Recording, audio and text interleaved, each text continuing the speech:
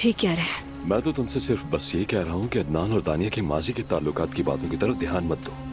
मैं इस खानदान का बड़ा हूँ और तुम्हारे साथ खड़ा हूँ, मगर औलाद के लिए इंसान कुछ भी कर गुजरता है। अदनान ईशा के लिए नामुमकिन को भी मुमकिन कर देगा। मेरी बातों को यकीन करो बेटा।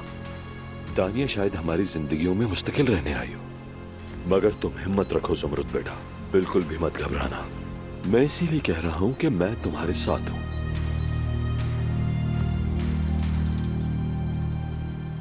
तुम तैयार हो तो हम चले? कहाँ जा रहे हो? डॉक्टर के पास? जी हाँ, डॉक्टर के पास। बहुत जरूरी है, सेहत सबसे पहले आती है।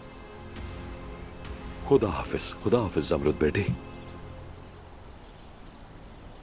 यहाँ डॉक्टर, वहाँ डॉक्टर, हर दर्द का इलाज बस डॉक्टर।